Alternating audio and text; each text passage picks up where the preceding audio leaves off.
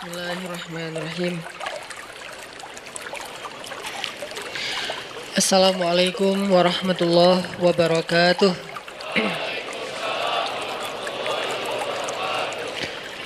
Innal hamdalillah nahmaduhu wa nasta'inuhu wa nastaghfiruh.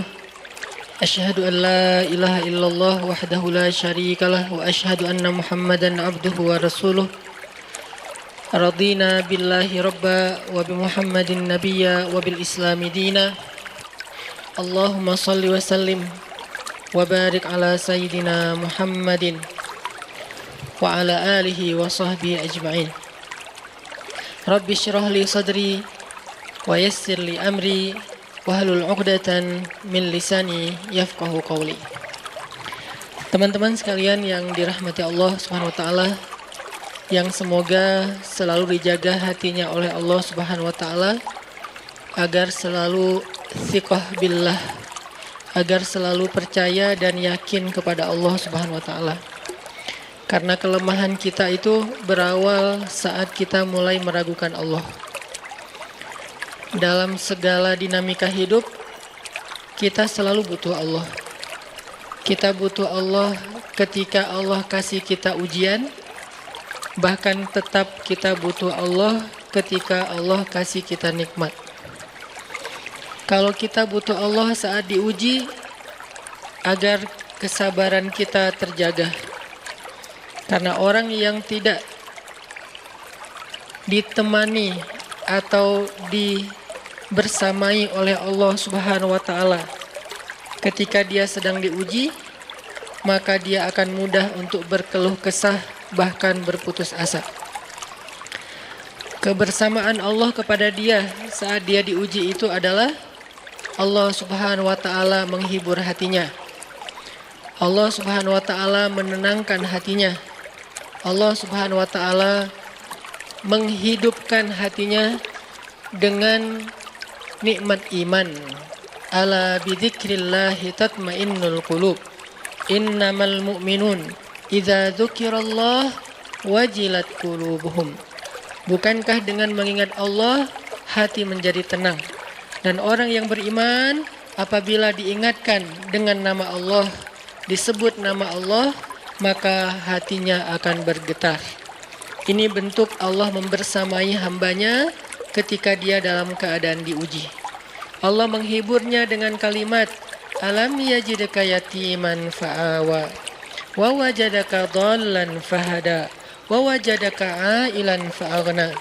Allah menghiburnya dengan kalimat inna a'tainakal kautsar. Allah menghiburnya dengan kalimat kalla saya'lamun summa kalla saya'lamun.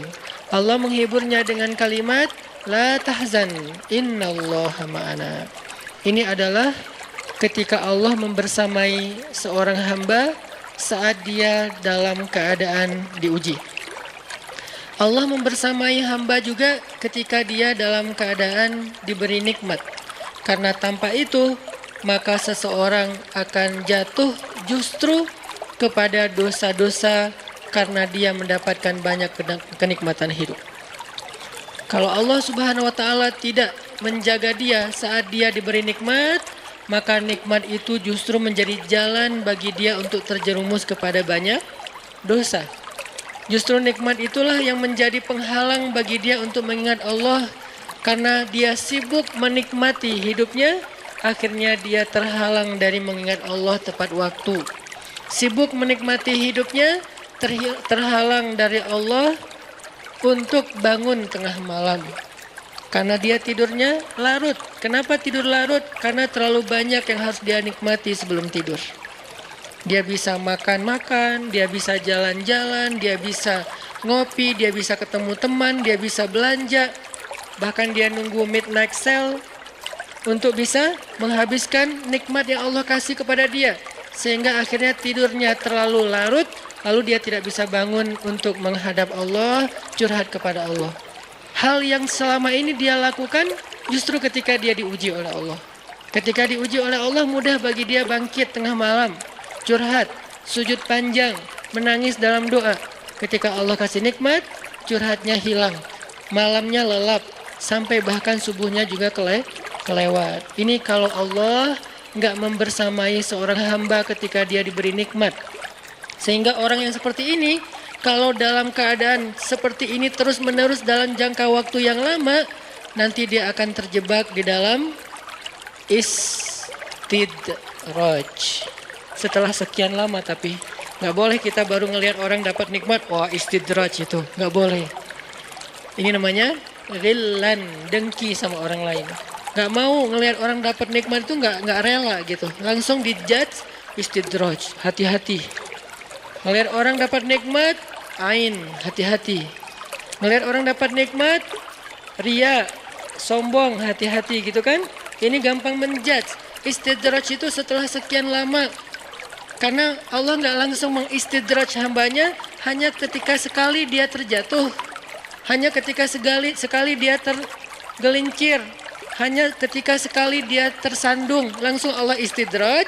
Allah tidak seperti kita yang mudah sekali untuk patah hati.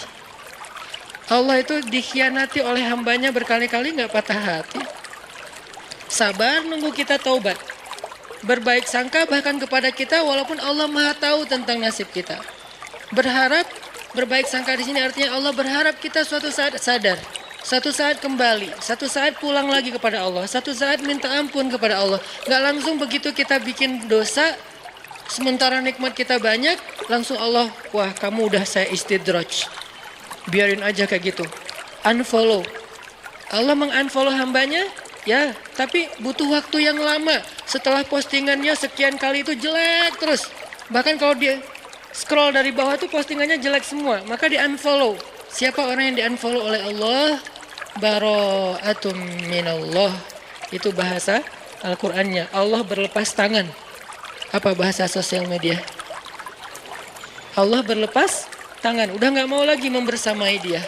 Udah gak mau lagi perhatian sama dia. Udah memutuskan dia, ini diputusin sama Allah, ini seburuk-buruk musibah, tapi kan nggak ujuk-ujuk ya, baru sekali kesandung, udah males unfollow aja. Itu mah kita, kalau Allah nggak kayak gitu. Kalau Allah walaupun kita udah tersandung, berapa tahun kita tersandung, bukan tersandung lagi, pergi meninggalkan Allah, bertahun-tahun kan, kita nggak sholat berapa tahun, kita nggak puasa berapa Ramadan. Kita nggak zakat berapa kali dikasih rezeki, berapa kali masuk nisab dan haul. Kita mengabaikan azan berapa kali dengar dalam sehari. Apakah langsung Allah istidraj? Enggak. Tapi kalau kita terus-terusan kayak gini, satu saat Allah biarkan kita istidraj. Sanastadrijuhum min haitsu la ya'lamun. Akan kami istidraj mereka dari jalan yang mereka nggak pernah duga. Maksudnya mereka pikir hidup mereka baik-baik saja. Mereka pikir mereka tidak akan celaka lagi. Mereka pikir mereka tidak akan bisa binasa lagi. Itu disebut di dalam surat Al-Mulk, disebut di dalam surat Al-Kahfi, cerita tentang orang-orang yang kufur sekian lama sampai dia berkeyakinan saya nggak mungkin rugi, saya nggak mungkin celaka. Dari jalan mana saya akan celaka sementara saya punya segalanya. Dalam kondisi kayak gini lah orang sanastadrijuhum min haitsu la ya'lamun. Akan kami istidraj, akan kami giring mereka dari jalan yang mereka nggak pernah duga. Kepada apa digiring?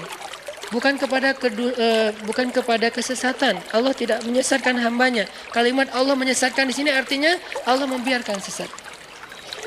Kalau kita menerjemahkannya, Allah memberi petunjuk dan menyesatkan, kok Allah jahat banget ya? Pilih-pilih hambanya, yang ini dikasih petunjuk, yang ini dibiarkan disesatkan. Enggak, arti Allah menyesatkan bukan Allah memberi dia kesesatan. Allah tidak menyesatkan hambanya. Allah Maha Rahim, Maha Rahman. Terus arti menyesatkan di sini adalah orang yang memilih jalan kesesatan, Allah biarkan. Padahal dia sudah diberi petunjuk lewat banyak para nabi, para penasehat, para ya bolehlah disebut motivator atau apapun gitu kan. Tapi dia nggak mau dapat nasihat. Akhirnya Allah biarkanlah tersesat. Kan udah dikasih kesempatan. Ini artinya sanastadrijuhum min haitsu la ya'lamun. Artinya orang itu akan Allah giring kepada kerugian. Kalau bahasa surat Al-Baqarah, Ulaika alladzina ishtarawud dhalalata bil huda fama rabihat tijaratuhum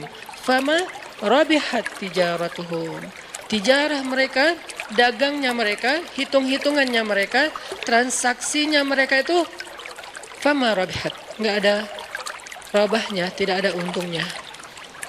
Jadi mudah-mudahan Allah jaga hati kita, baik ketika kita diuji, bahkan ketika kita diberi nikmat, supaya dalam dua keadaan ini kita tetap menjadi mukmin yang ajaban, yang ideal, yang baik, yang insya Allah Allah suka sama kita. Kalau diuji sabara fakana khairallah, kalau diberi nikmat syakara fakana khairallah. Kalau dia diuji dia bersabar, dan itu kebaikan untuk dia. Ternyata diuji ujung-ujungnya baik. Lewat apa ujian menjadi kebaikan? Lewat sabar. Bukankah Allah bilang wabasyiris sabirin? Sampaikan berita gembira kepada orang yang sabar. Ada banyak kebaikan yang Allah sediakan untuk orang yang sabar kalau dia sabar. Dan kalau diberi nikmat syakara. Kalau diberi nikmat dia bersyukur. Fakana khairallah. Kenapa nikmat kok menjadi kebaikan? Karena maksud nikmat dan kebaikan kan nikmat itu udah kebaikan. Kenapa ditambah kebaikan? Maksudnya dengan dia bersyukur, Allah tambahkan kebaikan itu. La in syakartum la azidannakum. Jadi orang beriman itu kayaknya hidupnya tuh harusnya sih nggak ada bete-nya. Hidupnya tuh nggak ada istilah, aduh hari ini gue kayak rugi banget nih. Nggak ada orang yang beriman rugi. Mau dia dalam keadaan, kan hidup kita tuh di antara dua itu kan. Kalau cuman varian ujian itu aja macam-macam. Varian ujian itu misalnya kalau di surat Al-Baqarah Allah menyebutkan 3 varian ujian kan. Ba'sa, dharra, zulzilu. Ujian fisik, ujian harta.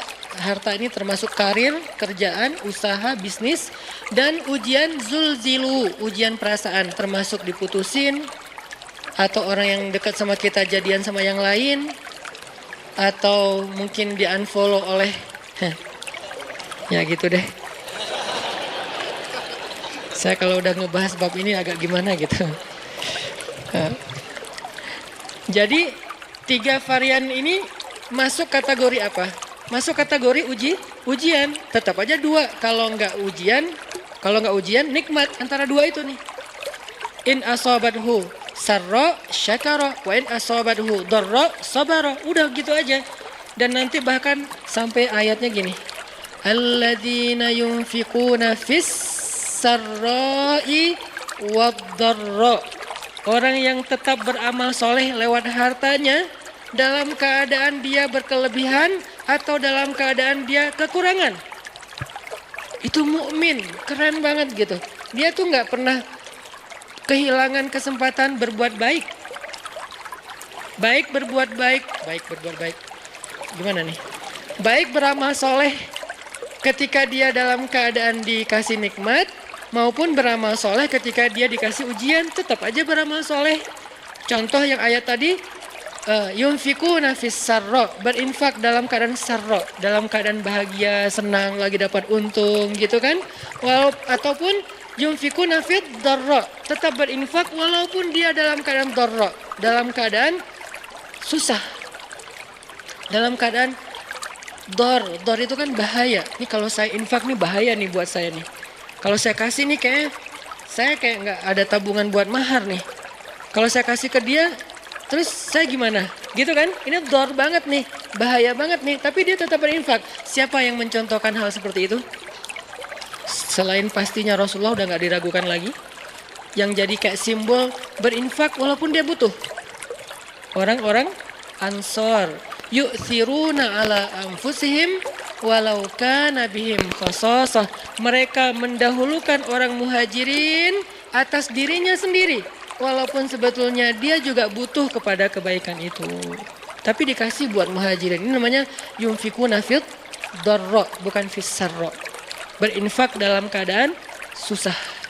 Insyaallah nanti kita lanjutkan renungan-renungan menambah iman ini setelah kita sholat isya. Barakallahu fikum. Bismillahirrahmanirrahim. Teman-teman yang dirahmati Allah Subhanahu wa taala, tadi kita membahas tentang eh, harapan agar Allah Subhanahu wa taala selalu menjaga hati kita agar setiap saat kita bisa thiqah billah, bisa percaya dan yakin kepada Allah. Karena Allah satu-satunya pegangan kita. Kalau kita nggak berpegang kepada Allah, jangankan saat dikasih ujian, dikasih nikmat aja bisa oleng gitu kan. Apalagi dikasih ujian. Dikasih nikmat aja bentuk olengnya apa? Masih ngeluh. Udah dikasih nikmat, masih ngeluh. Apalagi dikasih ujian lebih, bukan ngeluh lagi, keluh kesah jadinya. Dan akhirnya berputus asa. Orang yang Allah jaga hatinya dalam keadaan senang dan susah, salah satu contohnya adalah orang yang yunfiquna fis sarra'i wad dharra, orang yang bisa tetap beramal soleh, tetap berinfak, bisa tetap bantu orang bahkan ketika dia dalam keadaan dharra, dalam keadaan susah. Yang kadang-kadang ngebantu orang itu beresiko buat dia sendiri. Dia sendiri lagi butuh bantuan, tapi dia juga malah bantu orang lain. Selama yang dia lakuin ini tidak menzalimi hak orang-orang yang menjadi tanggungannya. Ini penting catatannya di sini nih. Jangan sampai kita menjadikan narasi ini sebagai dalil bantu orang walaupun kita dalam keadaan butuh. Kalau kita sendiri sih nggak masalah. Tapi kalau yang butuh ini adalah keluarga, maka kita harus bermusyawarah dengan keluarga kita. Mereka punya hak untuk menentukan ya atau tidak. Kalaupun tidak, kita nggak boleh menjudge mereka tidak solehah. Misalnya seorang suami lagi punya hutang. Hutang itu kan tanggungan bersama kan? Karena nanti kalau datang debt collector, kalau ada tagihan yang akan menanggung gelisah, takut, terancam, nggak nyaman itu bukan cuman suami, tapi juga istri ngerasain nggak nyamannya didatengin orang yang tuh nagih hutang tuh nggak nyaman. Sehingga kalau nanti ada yang harus dijual dari aset kita kan itu bagian dari hak istri juga. Kalau perabotan rumah ada yang harus dijual kan itu jangan-jangan itu alat senamnya istri misalnya kan ya. Jadi dia tetap menanggung konsekuensi dari resiko berhutang gitu kan. Sehingga kalau misalnya kita lagi punya hutang, terus kita mau bantu orang yang juga punya hutang, cuman dia kayak darurat banget. Kalau yang diambil itu dari bagian kita, gak apa-apa. Kita yang nanggung konsekuensinya. Tapi kalau yang diambil itu adalah bagian keluarga, gak boleh sembarangan. Mah, kan kata Ustadz juga, yunfikuna fid dharra, berinfak dalam keadaan susah. Orang-orang Ansar, yu'thiruna ala anfusihim walau kana bihim khasasah. Kita ngeluarin dalil itu fasih, tapi ternyata salah tempat. Dalilnya nggak diragukan kesahihannya, ayatnya jelas. Apa yang ada yang di surat Al-Baqarah, ada yang surat apa itu yang yu'thiruna ala anfusihim. Jadi artinya nggak salah dengan dalil, tapi kurang bijaksana. Kurang apa bijaksana teh? Kurang hikmah. Kurang hikmah, kurang wise, kurang bijaksana. Kenapa? Karena Abu Bakar As-Siddiq ketika beliau menginfakkan seluruh hartanya fi sabilillah, istrinya itu adalah siapa istrinya? Asma bintu Umais. Apakah istri kita Asma bintu Umais? Bukan, istri kita Ais. Bukan Asma, beda atuh. Jadi jangan paksain Teh Ais seperti Asma. Dan Asma juga nggak terpaksa melakukan itu. Kalau istri kita sekelas dengan Asma bintu Umais, siapa Asma bintu Umais? Seorang perempuan, seorang istri yang setelah suaminya jadi khalifah, nafkahnya kurang drastis. Drop banget nih nafkah keluarganya. Saking dropnya, sampai nggak bisa makan daging, nggak sanggup beli daging. Lalu karena kangen pengen makan daging, dan pengen ngelihat suaminya juga makan daging, kasihan. Akhirnya dia sisihkan dari belanja hariannya, ditabung. Setelah beberapa lama, udah cukup beli daging sedikit. Nggak banyak, nggak 1 kilo. Cuman sedikit. Terus dia minta izin lagi ke suaminya. Padahal kan itu bagian dia kan, hak dia kan. Karena uang nafkah itu berarti udah diberikan kepada istri. Masih minta izin. Ya wahai Abu Bakar, wahai suamiku, ini ada sisi sedikit dari uang belanja, aku sisihkan setiap hari, udah bisa beli daging sekarang, boleh nggak aku beli daging? Kasihan kamu nggak pernah makan yang lebih layak. Kata Abu Bakar, Asma, ternyata gaji saya masih lebih. Boleh nggak kalau ini kita berikan kepada Baitul Mal? Dan mulai bulan depan gaji saya dikurangi karena ternyata masih lebih. Apa kata Asma? Sami'na wa ta'na. Istrinya ini Asma bintu Umais, perempuan yang punya 3 suami, 3-tiganya ahli surga. Ja'far, Abu Bakar, Ali. Dan ini kisah di masa Abu Bakar. Nanti ada kisah di masa Ja'far yang juga luar biasa, yang sapu lidi itu. Ada kisah di masa Ali yang juga luar biasa, anaknya saling memamerkan ayah mereka. Karena dari 3 suami, 3-tiganya punya anak laki-laki. Anak Abu Bakar bilang ayah saya paling baik, anak Ali bilang ayah saya paling baik, anak Ja'far bilang ayah saya paling baik. Terus yang mana nih? Kan bingung Asma teh. Yang ini bilang ayah saya nih pemuda surga, sebaik-baik pemuda Makkah. Ayah saya sebaik-baik orang tua Makkah. Masing-masing membanggakan ayahnya. Masing-masing punya cerita-cerita kehebatan Asma bintu Umais. Artinya nggak bisa juga sembarangan kita mengambil hak keluarga kita lalu kita dengan alasan berinfak dalam keadaan dorro. Nggak boleh, karena itu tidak bijak. Sehingga ketika ada sahabat yang ingin menghabiskan hartanya untuk infak, minta izin ke Nabi, Nabi nanya, kamu punya keluarga? Punya anak? Punya. Ya udah, beri bagian mereka. Kalau gitu setengah ya Rasulullah. Enggak, masih kebanyakan. Kalau gitu sepertiga ya Rasulullah, itu pun masih kebanyakan, tapi cukuplah. Sepertiga aja masih kebanyakan, tapi cukup. Lalu bagaimana dengan Abu Bakar? Abu Bakar lihat dulu, makanya kita nggak bisa memahami satu dalil tanpa mendalami konteksnya. Jangan sampai kita menggunakan cerita Abu Bakar untuk membolehkan diri kita melakukan apapun yang kita suka. Mah, papa nih pengen jadi Abu Bakar. Tugas kita didik dulu istri kita biar jadi Asma. Baru nanti kita bisa jadi Abu Bakar. Abu Bakar itu keberhasilannya bukan hanya berinfak dengan seluruh hartanya. Keberhasilan Abu Bakar juga di situ, adegan itu adalah dia berhasil mendidik Asma menjadi seorang istri yang mampu berlapang dada ketika suaminya berinfak dengan seluruh hartanya dan nggak punya apa-apa lagi yang tersisa. Tapi kalau nggak jadi seperti Asma pun jangan langsung dijudge, mamah nih jauh banget dari Asma. Ya Allah, gimana ini? Galau, jangan. Karena lahum darajatun inda rabbihim faddalna ba'dahum ala ba'd. Kami berikan kelebihan sebagian orang atas sebagian yang lain. Dan istri Nabi juga beda-beda kelebihannya.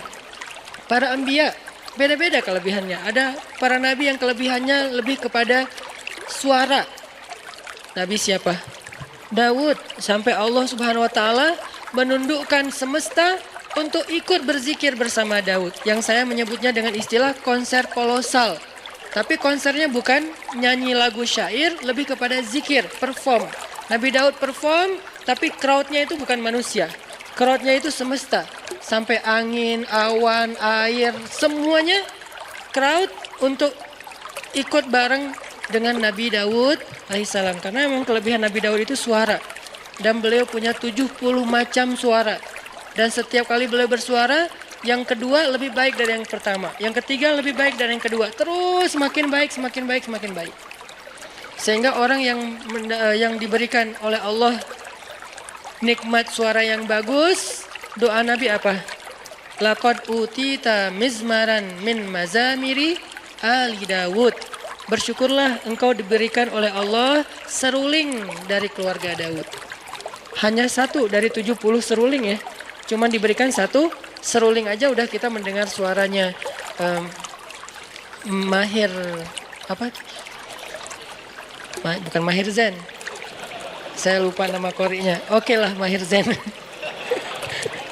Oke, anak muda Mahir Zain.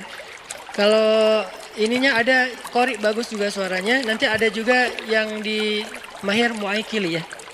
Mahir Muakili. Itu baru satu mizmar ya. Satu seruling. Kita dengar Rashid Al-Afasi, nama panjangnya apa? Masyari Rashid Al-Afasi. Kita dengar Masyari Rashid Al-Afasi dengan azannya yang keren banget kan? Belum lagi nanti azan Al-Aqsa. Kalau dengar suara azan Al-Aqsa itu jadi azan yang menyayat hati. Kenapa? Azannya itu kayak curhat. Aqsa kok gini-gini amat ya. Kesannya kayak gitu tuh. Dari azannya tuh saya kayak membaca, kasihan ya Masjid Al-Aqsa, kok kita gini-gini amat ya. Nah itu dari suara serak-seraknya azan Al-Aqsa. Nanti belum lagi suara bacaan Ad-Dagriri, azannya Syekh Ad-Dagriri, kalau nggak salah Hamdi Ad-Dagriri di Mekah. Kayaknya ini lagi naik daun juga sekarang selain Mahir Mu'akhili. Ini semuanya mizmaran, satu seruling. Belum 70 seruling, gimana 70-nya? Jadi memang Allah kasih fadl, Allah kasih keutamaan. Nanti Nabi Sulaiman, anaknya Nabi Daud, beda lagi keutamaannya. Kalau Nabi Daud keutamaannya di suara, Nabi Daud keutamaannya di tenaga fisiknya sampai Allah lunakkan besi di tangan Nabi Daud. Kalau Nabi Sulaiman, Allah lunakkan Allah tundukkan bukan besi, bukan semesta, tapi jin. Jinnya pun bukan jin yang hanya jin beriman, bahkan jin yang tidak beriman pun tunduk. Syaitan namanya. Kalau jin beriman kan jin doang ya. Kalau jin yang tidak beriman syaitan. Syaitan aja tunduk. Kenapa? Takut sama Nabi Sulaiman. Kami tundukkan angin. Ini fadlnya Nabi Sulaiman.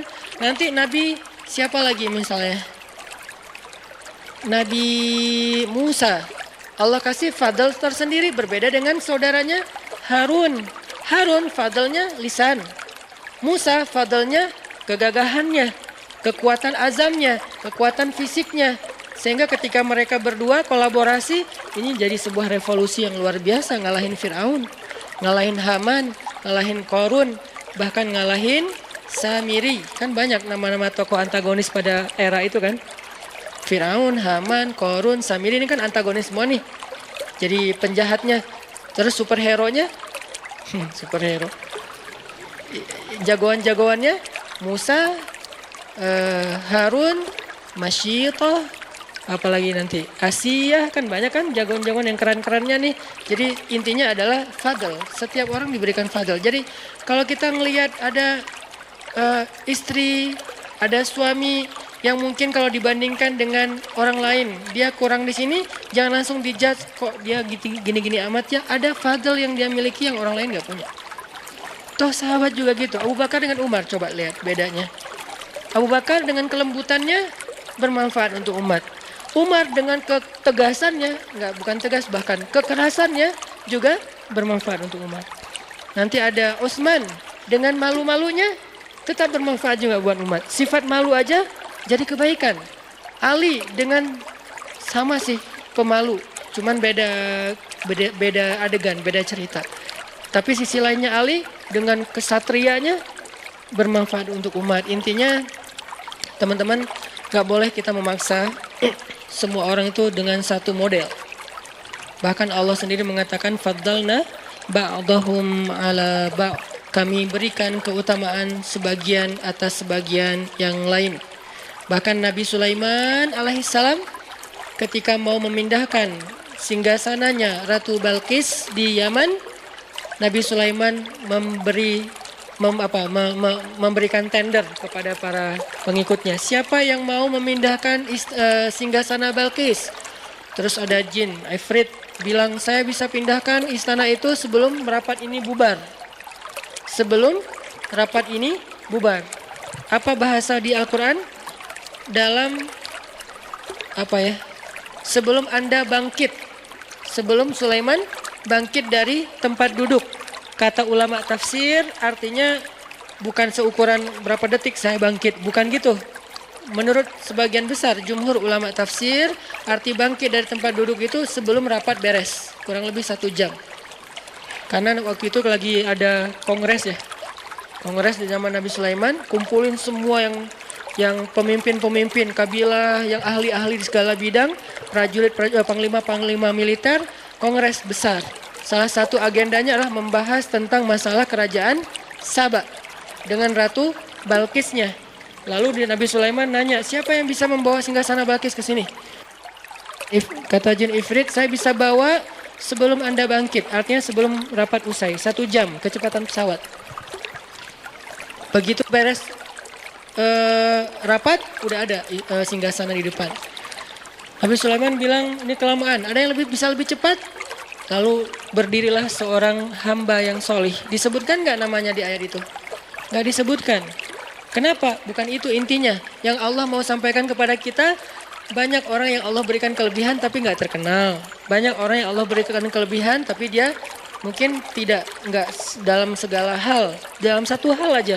Cuman bagian itu doang dia lebih, bagian yang lain Nabi Sulaiman lebih. Sehingga dia mengatakan saya bisa membawa istana Balkis dalam satu kedip mata. Kedip mata itu bukan udah ada, bukan.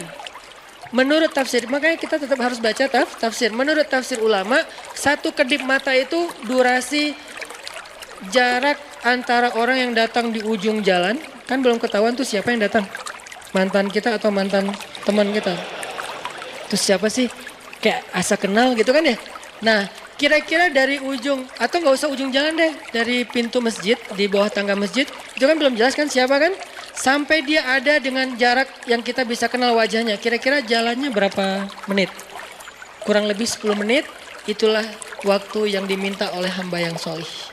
Dari arti sekejap mata, dari pandangan yang nggak jelas menjadi jelas musafir yang baru datang. Itu kafilah dagang siapa? Siapa orang yang paling depan? Siapa yang naik onta itu? Sampai jelas.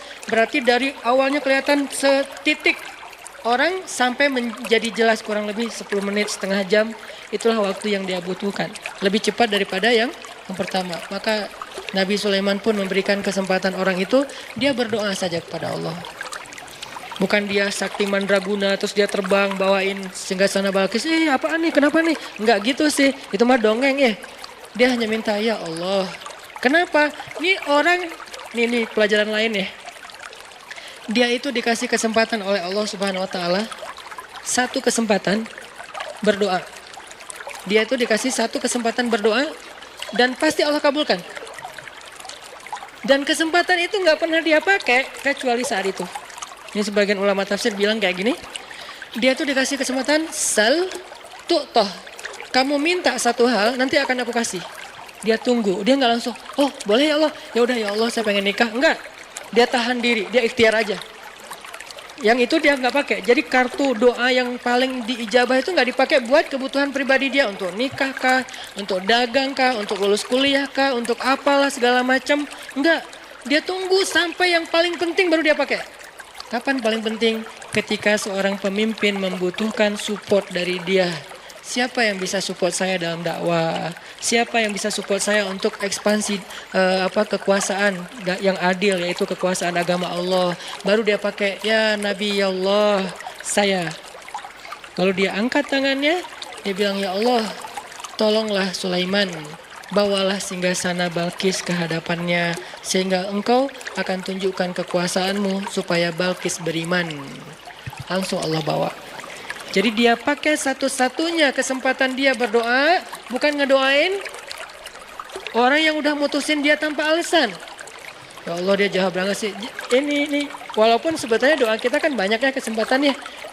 Ini artinya kalau sekali-kalinya kita dikasih kesempatan berdoa yang lain gak diijabah kecuali sekali, maka sebaik-baik orang yang menggunakan doa itu adalah untuk mendoakan kepemimpinan atau diberikan seorang pemimpin yang solih, pemimpin yang adil, pemimpin yang bisa menjadi khalifatullahi fil ard, menjadi wakil Allah di muka bumi. Arti wakil Allah itu menyebarkan agama Allah yang adil di muka bumi. Rahmatan lil alamin. Maaf ya agak kemana-mana nih. Sebetulnya yang mau dibahas bukan ini sih. Ini mah prolognya jadi kelamaan. Nggak apa-apa lah. Mudah-mudahan jadi motivasi ya buat kita untuk tadi intinya balik lagi ke awal. Semoga Allah menjaga hati kita dalam fiqh. Dan malam ini baru mau bahas. Dan malam ini kita akan sesuai dengan feedster yang udah disebar oleh teman-teman Shift Media. Saya akan coba sharing sedikit dari, saya yakin di sini bukan saya doang yang pernah ke Jepang. Saya mah juga baru beberapa kali doang. Pasti ada teman-teman yang mungkin udah bolak-balik ke Jepang. Agak-agak bete dikit, ke Jepang gitu. Ada yang kayak gitu mungkin ya. Ada yang pengen belanja bawang ke Jepang. Ada yang kangen udon ke Jepang. pengen makan udang ke Jepang aja. Padahal udang banyak di sini bertebaran, tapi pengen yang asli, yang dari Jepang misalnya. Ada yang setiap winter ke Jepang. Ada yang mungkin pernah tinggal di Jepang. Ada yang bahkan sekarang lagi tinggal di Jepang live streaming. Jadi saya bukan bermaksud lebih sok tahu daripada teman-teman. Hanya angle saya kemarin seminggu ke Jepang itu mudah-mudahan semakin menegaskan sebuah pesan yang selama ini udah kita saksikan sendiri, kita dengar dari teman atau bahkan teman-teman yang di Jepang mungkin ngalamin langsung. Tentang moral, akhlak. Kalau di Feedster teman-teman lihat seorang muslim Jepang yang ketika kita nyerahin satu hadiah kantong yang sekarang jadi program SIF itu untuk mengganti kantong plastik kalau kita belanja, terus kita sediain kantong yang kalau itu jadi kayak gantungan kunci, ditaruh di tas, ditaruh di motor. Jadi kalau kita belanja itu bisa pakai itu, nggak usah banyak pakai plastik supaya mengurangi sampah plastik. Ini hanya ikhtiar kecil lah dan nggak ada apa-apanya dibandingkan yang udah dilakukan banyak komunitas yang lain. Tapi kita ingin terlibat kecil-kecilan. Kita kasih ke dia. Sebetulnya sederhana sih kantong itu. Harganya murah, desainnya biasa sebetulnya. Cuman buat kita sih bagian dari kepedulian gitu ya. Kita serahin nih. Kita serahin sama dia, coba lihat gimana ekspresinya. Kayak nggak pernah ngelihat kantong gituan ya. Padahal kan di Jepang udah banyak yang gitu. Malah saya juga beli di Jepang untuk jadi kayak sampel. Kita bikin gini yuk. Jadi kita di Jepang malah belajar tentang bikin kantong yang lebih bagus, yang lebih murah dan lebih kayak nyaman aja dipakai gitu dari bahan yang lebih bagus. Dia tuh kayak nggak pernah ngeliat kantong gitu, kayak tinggal di kutub mana gitu. Begitu kita kasih, oh gitu kan ya. Kenapa dia kayak gitu? Bukan karena dia nggak pernah lihat itu, karena dia menghargai kita. Ini namanya orang yang syukurnya tuh luar biasa. Makanya disebutkan oleh Kang Yusuf yang jadi sahabat kita di Jepang itu, di Jepang kan ada budaya orang berterima kasih. Berterima kasihnya tuh nggak sekali, berkali-kali. Kalau di situ disebutin siang, makasih ya tadi pagi udah dikasih hadiah ini. Besok, makasih ya kemarin. Lusa, makasih ya bulan lalu. Tahun depan, makasih ya tahun yang lalu. Terus aja diingat kebaikan orang. Sebetulnya teman-teman, ini bukan budaya Jepang saja. Tersalah sebut lagi. Ini bukan budaya Jepang saja. Jauh 1400 tahun yang lalu, ini adalah sebuah habit, sebuah behavior yang udah diajarin Nabi kepada orang yang beriman. Apa kata Nabi? Kalau ada orang yang berbuat baik kepada kalian, maka balaslah kebaikan itu. Kalau kalian tidak mampu membalas kebaikan itu, maka doakanlah dia seolah-olah kalian sudah membayar kebaikannya. Itu satu cara kita menghargai orang lain. Banyak hadis pastinya. Kalau ada orang yang berbuat baik kepada kalian, maka balaslah kebaikan itu. Jadi kalau dia kasih kita hadiah, balikin hadiah ke dia. Makanya bahasanya tahadu. Bukan ihdi, tapi tahadu. Apa arti tahadu? Saling memberi hadiahlah kalian. Jangan cuma nerima hadiah terus. Saling mentraktirlah kalian. Jangan cuma ditraktirin mulu. Apalagi saling share pulsa atau kuotalah kalian. Jangan cuma minta kuota terus. Ini kan terjemahan praktis ya dari tahadu. Karena saya nggak suka menerjemahin teks Al-Quran dan hadis hanya secara teori. Kita harus mampu menerjemahkannya dalam praktek kekitaan. Kekitaan artinya sesuai dengan praktek kehidupan daily-nya kita. Kalau enggak, namanya bukan penerjemah. Kalau enggak, bukan da'i, hanya sekedar penerjemah. Da'i itu harus bisa membawa idealisme kepada realitas, itu da'i. Dan itu enggak gampang loh. Kita harus tafakur, kita harus muhasabah, kita harus memahami realitas, baru kita bisa bawa idealisme kepada realitas. Ini kalau di zaman kita gini, ini kalau di zaman kita gini. Itu namanya membawa sebuah idealisme sirah nabawiyah menjadi sebuah solusi konkret program kehidupan kita zaman sekarang. Kalau cuman bicara sirah nabawiyah secara narasi, teori, tapi nggak bisa diterjemahkan dalam praktek kekinian, ini sama dengan buku atuh. Apa gunanya bedah buku? Saya dulu ketika kuliah di Mesir, kita pakai buku nih, bawa buku ini ya, dosen ngasih tahu, beli buku ini. Kasih tahu referensinya, kita cari di perpustakaan buku. Udah gitu di kampus kita bedah. Ngapain bedah lagi kalau udah ada buku? Karena buku hanya menjelaskan teori. Udah dari dosen ini syarah kalau dalam hadis, tafsir kalau dalam Quran, tahqiq kalau dalam ilmu ilmiah. Itu tujuannya apa? Untuk menjelaskan lagi teori-teori di buku itu dalam bentuk yang lebih konkret. Nah, begitu juga ta'lim. Kalau ta'lim cuma saya bahas bahwa Nabi pernah begini, bahwa Nabi pernah begitu, terus zaman kita gimana? Kan nggak mentranslate kan? Nggak menterjemah. Nabi itu misalnya pernah lomba berkuda yang saya share di YouTube, pernah lomba berkuda dari Thaniyatul Wada sampai ke Masjid Bani Zuraik. Zaman kita apa? Bukan cuma berkuda. Ini berarti belum menterjemah sirah nabawiyah. Zaman kita tuh artinya riding, touring, night run kalau buat anak mobil. Jadi games anak-anak yang senang mobil, motor, sepeda dari satu tempat dan berakhir di masjid. Riding lah yang paling sederhananya. Touring kalau bareng-bareng misalnya, itu adalah terjemahan konkret apa yang terjadi di zaman Nabi dengan konteks kekitaan. Nggak harus kita cari kuda baru ngikut sunnah. Kalau nggak naik kuda berarti belum nyunnah. Sehingga ada istilah olahraga sunnah. Saya nggak sepakat dengan istilah olahraga sunnah. Semua olahraga selama nggak melanggar syariat itu nyunnah. Berenang. Yang nyunnah yang mana? Yang gaya bebas Ustaz? Enggak. Semua berenang itu sunnah. Mau dia diving, mau dia free dive, mau dia snorkeling, mau dia surfing, mau dia cliff dive. Kan banyak varian berenang kan? Cliff dive yang loncat dari tebing itu. Yang paling pro yang baru diputusin. Itu kan loncatnya paling tinggi. Pro cliff diver. Loncat paling tinggi, udah gitu loncat gak muncul-muncul. Ini kan varian dari berenang. Free dive kah, diving kah, snorkeling kah, apalagi saya nggak tahu, surfing, atau kalau surfing aja mazhabnya banyak banget nih.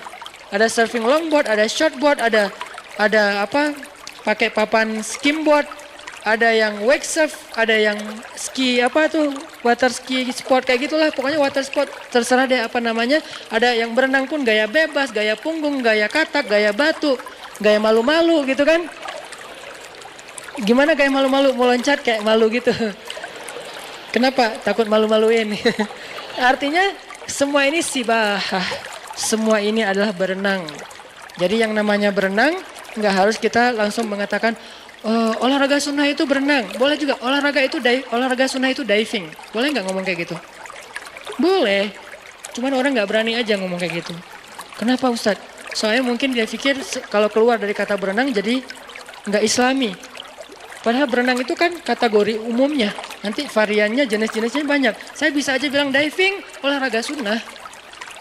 Cliff dive, lebih nyunnah lagi. Karena itu adrenalinnya cowok banget kan. Loncat, wah gitu segala macam. Kenapa itu hanya jadi kayak kesannya nggak nyunnah, kurang berpahala. Soalnya bukan gaya bebas. Cuman gaya bebas doang yang berpahala.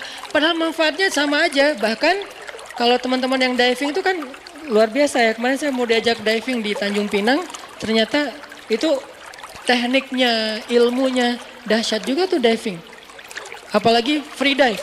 Free dive nggak pakai tabung udara, terus kayak mau masuk kan kalau di laut susah ya.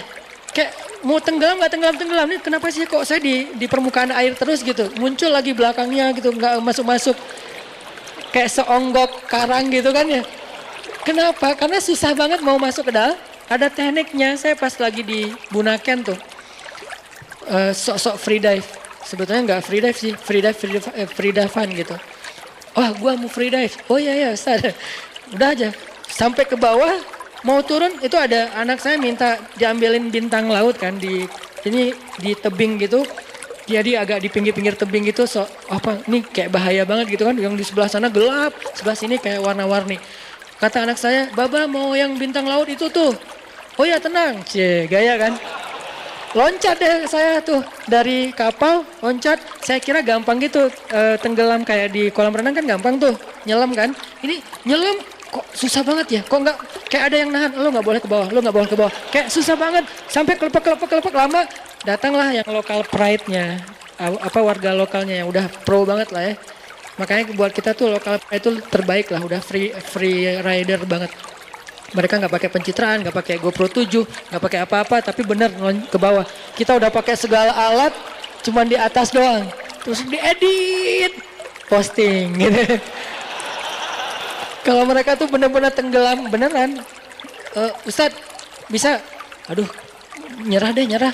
Akhirnya dia langsung sek ngambil, langsung muncul lagi. Gampang gini, kok bisa gampang gini mas? Ya latihan. Sampai ada yang nombak ikan gitu-gitu kan.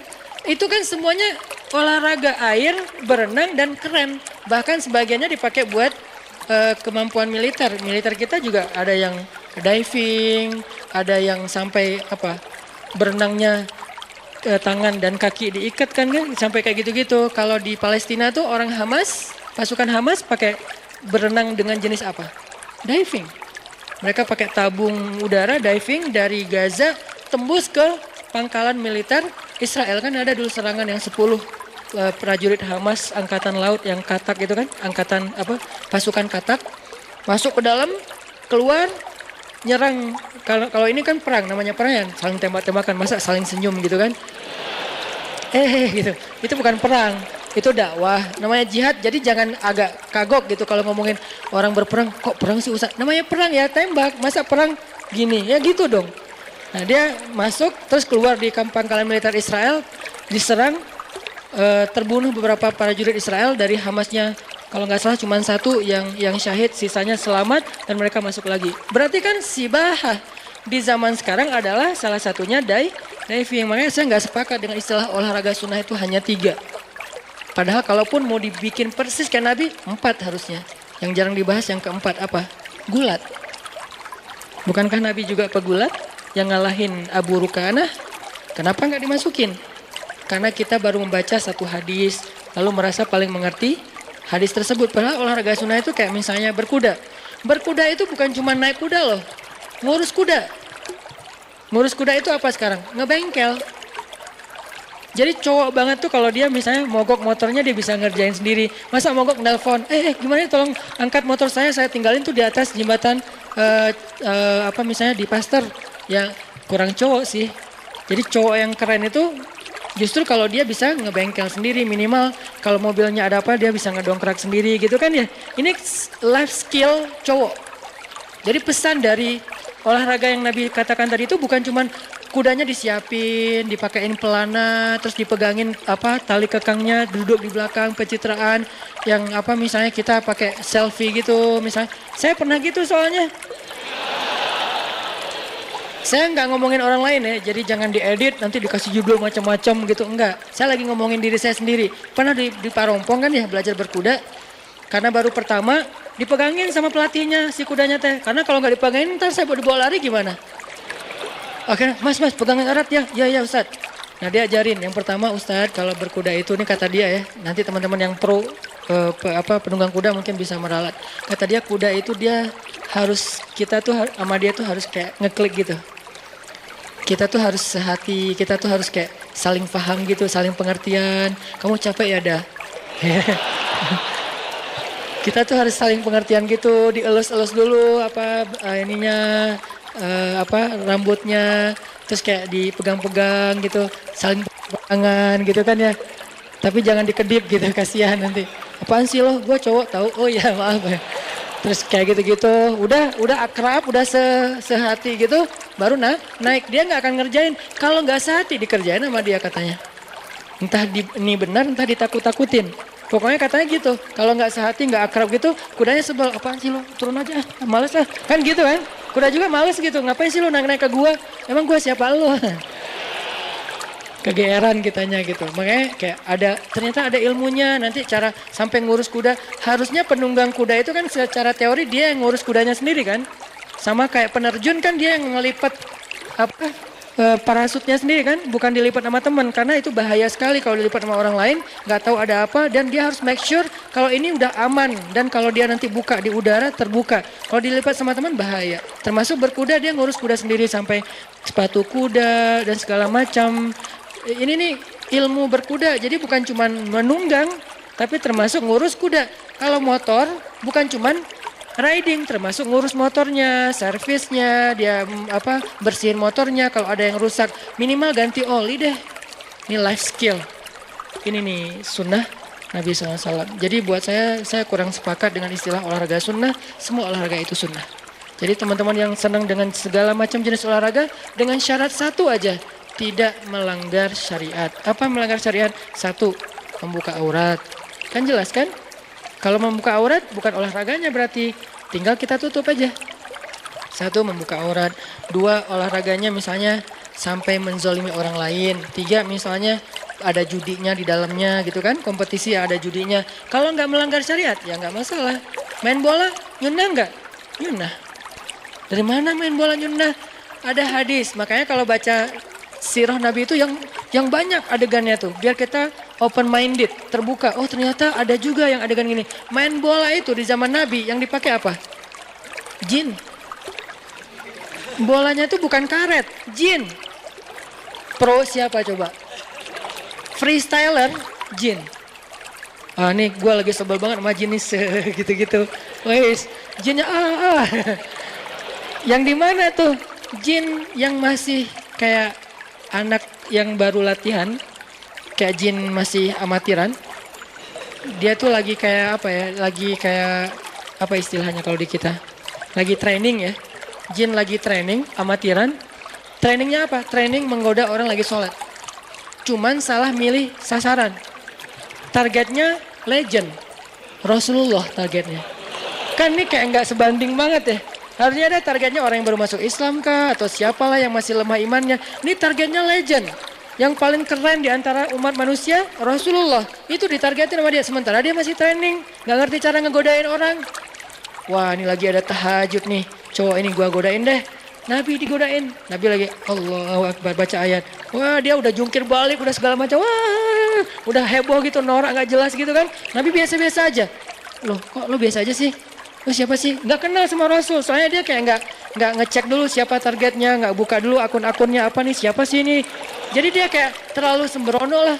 Sampai udah jungkir balik Nabi biasa-biasa aja. Nabi selesai salam, dipegang sama Nabi. Hah? Kok dia bisa megang gua?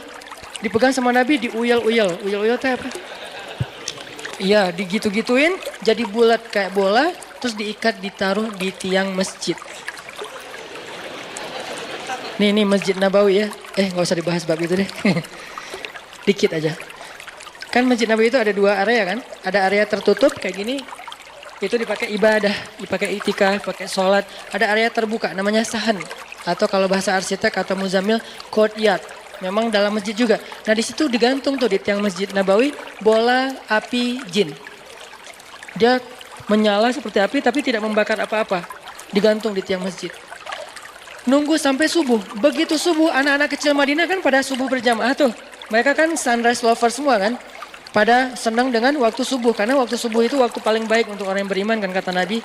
Jadi pada bangun anak-anak kecil, kita ke masjid yuk. Anak-anak kayak ukuran upin-upin gitu. Tapi sahabat-sahabat gitu kan. Anak-anak kecil, memang anak-anak di bawah 10 tahun. Ke masjid, ramai kan anak kecil ke masjid. Subuh-subuh kan seru banget ya. Subuh-subuh anak kecil pada ketemu gengnya. Ke masjid ramai-ramai. Begitu masuk masjid ngelihat, kok ada lampu apa tuh kayak bola?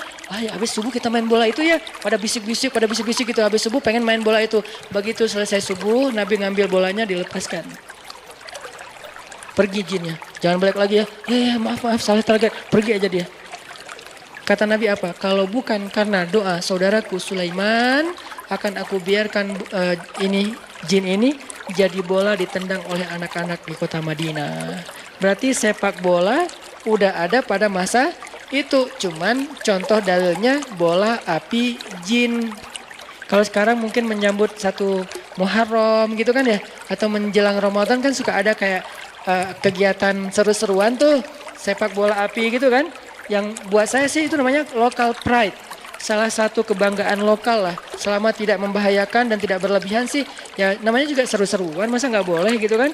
Selama nggak ada keyakinan, ini api sebelum kita main sepak-sepak, kasihan ntar gini-gini dulu, kita nyembah-nyembah dulu, kita ada kayak ritual dulu, enggak sih, cuman main doang, seru-seruan. Itu mungkin asal muasalnya yang tadi.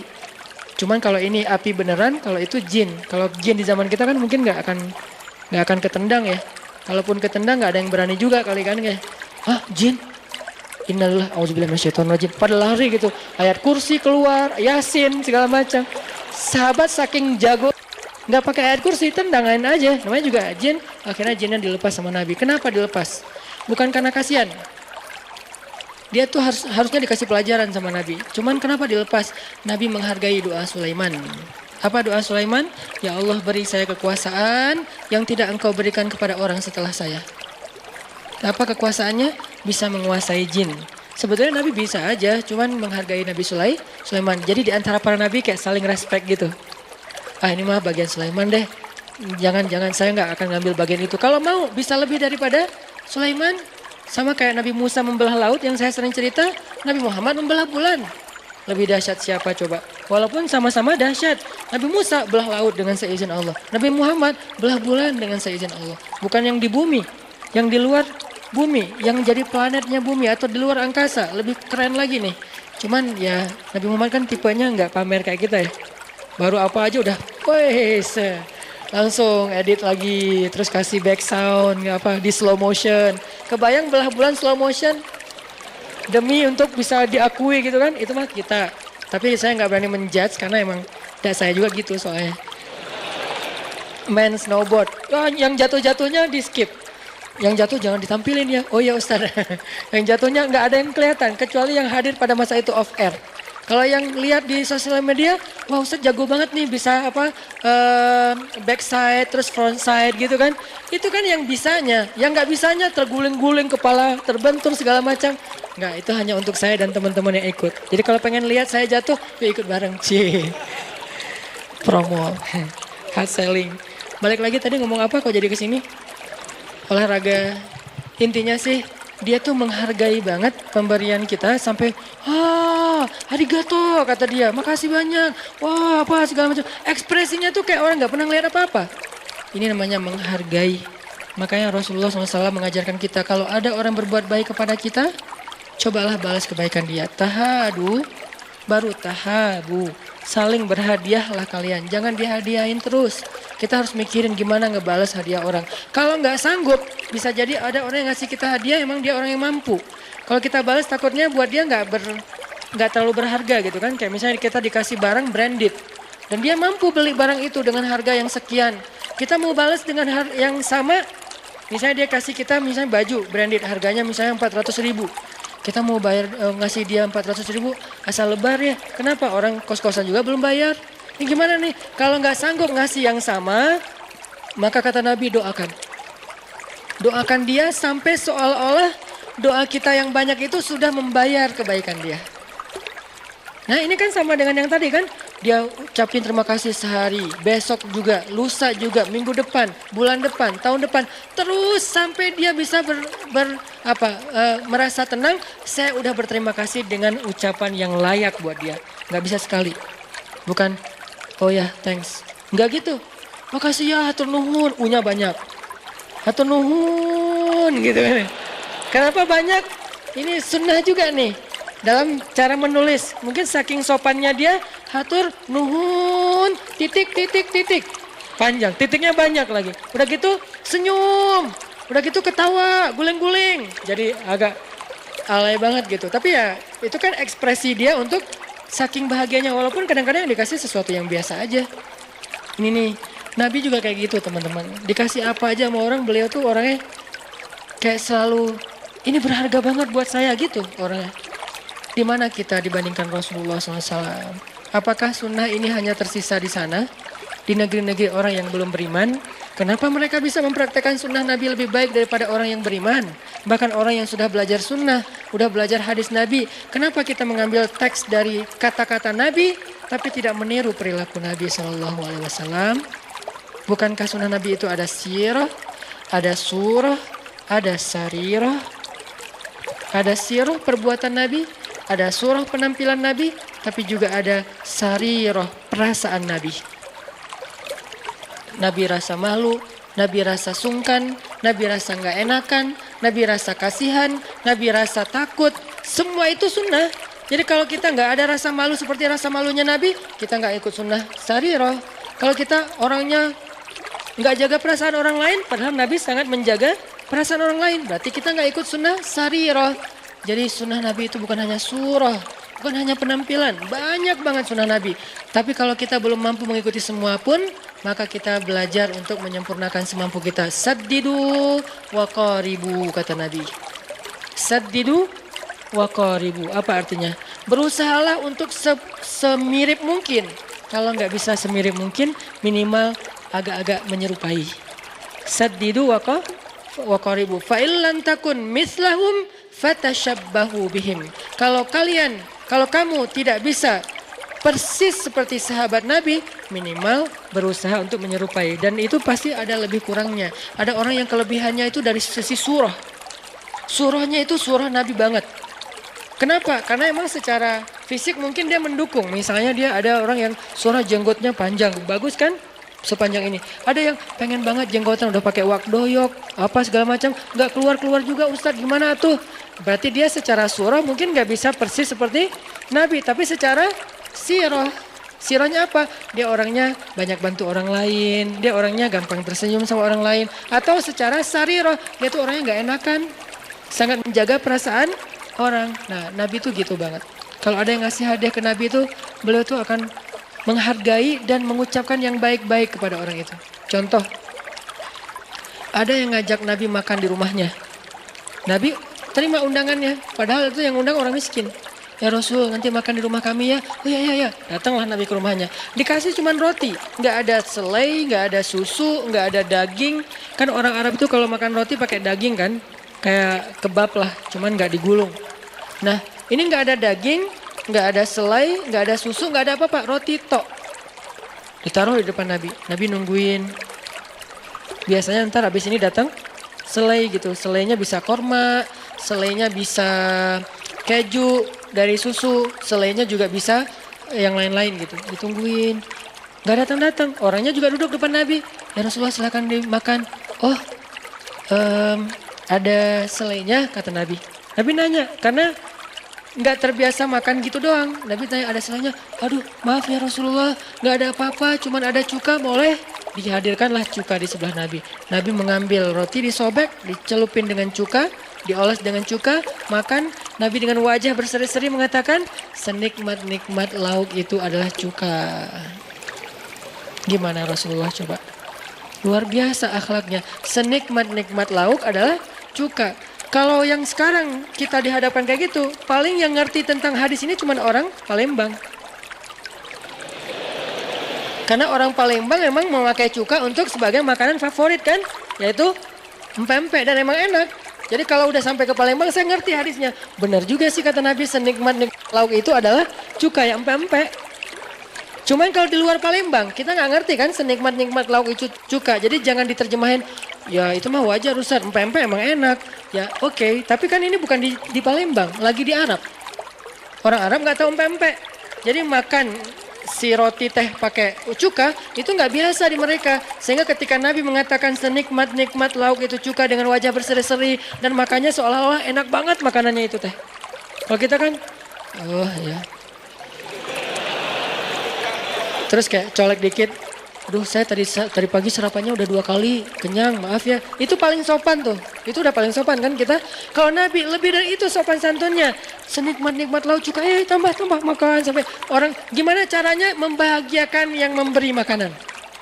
Nabi itu nggak pengen banget ngecewain orang yang ngasih beliau makanan. Itu tadi kita lihat dalam Fister, oh arigato, apa sekarang kayak nggak pernah lihat. Apa ini, saya belum pernah lihat seumur hidup. Seolah-olah gitu kan? Ini cara dia mengapresiat orang yang memberikan hadiah kecil yang tadi. Itu tuh akhlak keren banget. Apa salahnya kita belajar kepada orang yang belum beriman pun, kalau itu kebaikan? Bukankah kita disuruh ambil nasihat dari siapapun, walaupun dari mulut budak Habasyah? Terimalah kebenaran, walaupun itu keluar dari mulut budak Habasyah. Emangnya itu nggak ada di Madinah? Ada, tapi bagian yang berbeda. Nggak ada di Mekah? Ada, tapi bagian yang berbeda. Cuman udah jarang juga saya lihat sekarang. Ini nih jadi kayak, saya pas ke beberapa negara yang mungkin mayoritasnya non-muslim tuh sedih gitu. Ada giroh. Apa arti giroh? Cemburu. Giroh itu bukan semangat. Kalau semangat itu hamasah. Kalau giroh itu artinya cemburu. Ada giroh, cemburu. Kok bisa ya negeri orang yang gak beriman, tapi kok akhlaknya seperti Rasul dan seperti zaman nggak seperti Rasul sih, seperti zaman Rasul. yang diajarkan seperti yang diajarkan Rasul. Kok di negeri orang yang beriman susah tersenyum, nanya alamat aja dia marah-marah, nanya toilet aja dia nggak mau ladenin. Saya pakai bahasa Inggris, nggak diladenin. Akhirnya saya pakai bahasa Arab. Ainul hammam, saya tanya. Dia ngomong aja sama temannya, teh, ngasih teh, minum teh. Hammam fen, saya tanya. Terus aja. Saya pikir dia nggak dengar. Akhirnya saya keras lagi suara saya. Ya Haji, fen hammam. Marah dia. Astagfirullahaladzim. Ini nih di pusat Rasulullah lahir, tempat dakwahnya Rasulullah. Kemana akhlak Rasul? Tidak bolehkah kita menjadikan ini sebagai bahan untuk evaluasi dan muhasabah diri? Apakah kita nggak boleh mengevaluasi seolah-olah udah suci semuanya? Yang suci itu Rasul dan ajarannya. Tetapi pengikutnya kita berbeda-beda. Ada yang imannya lemah, ada yang imannya kuat. Cuman kenyataannya sekarang secara sosial prihatin sih. Agak krisis. Di pusat yang harusnya orang ngelihat inilah Islam, malah ngelihat kok Islam gini. Ini kan kasihan ya. Jadi ini adalah bentuk ghirah kita. Kita pengen Mekah lebih daripada Tokyo. Kita pengen Madinah lebih daripada di negeri-negeri lain dalam sosial, bukan dalam ritual ya. Kalau ritual udah pastilah terbaik karena itu pusat ibadah seluruh dunia. Tapi dalam sosial ada orang soleh banyak. Cuman yang keseharian kita lihat sampai di jalan-jalan manggil artis Indonesia kan ya. Kita bawa istri, saya marah kalau istri saya dipanggil dengan nama artis yang mungkin lagi apa gitu di Indonesia. Apa gitu kan, nggak boleh disebut namanya kan. Itu kan sering tuh. Yang di Madinah kita datang ke hotel, kadang-kadang saya kayak digini-giniin gitu. Haji, apaan sih lo? Gitu. Jadi kayak, kenapa sih kok saya dicolek-colek gitu kan, saya merasa kayak ternodai sih. Kenapa kayak gini gitu? Kenapa nggak kayak tersenyum, kayak akhlaknya baik, nggak maksain orang kalau belanja, jangan bohong kalau lagi dagang, jangan dijelek-jelekin satu bangsa, satu kabilah. Indonesia bakhil. Ngapain dia menghina Indonesia? Kenapa kalau Malaysia dia good, Indonesia bakhil kata dia. Saya kan tersinggung karena saya mau beli parfum. Parfumnya tuh emang mahal sih. Ada Oud Arabi gitu kan, parfum dari kayu asli Arab gitu. Saya masuk, dari mana? Indonesia. Udah keluar aja, keluar. Hah? Kenapa? Kamu nggak sanggup beli? Orang Indonesia tuh nggak sanggup beli yang kayak gini-gini. Astagfirullahaladzim. Berapa harganya? Sekian ribu real. Oh ya nggak sanggup. Assalamualaikum. Emang nggak sanggup gitu. Tapi kan orang Indonesia nggak semuanya kayak saya tuh ya. Banyak yang kaya yang sanggup beli kan. Saya doang yang kebenaran lagi apes nggak sanggup beli. Dulu. Waktu itu masih mahasiswa soalnya. Mahasiswa tahu sendiri kan, kita kan prihatin banget. Saya pernah jadi mahasiswa, teman-teman sebagian mahasiswa tahu lah gimana pun orang tuanya mampu kadang-kadang kita irit gitu kan. Datang kenapa bisa datang ke situ? Penasaran aja kok wangi dari setiap lewat wangi. Saya pengen, siapa tahu saya bisa beli 100 mili aja. Berapa? Sekian ribu real. 100 mili harganya jutaan. Berarti sekali saya oles 100 ribu tuh. Wah, lebar, pergi aja saya. Assalamualaikum, Indonesia, ruh. Besok-besoknya teman saya nyamar.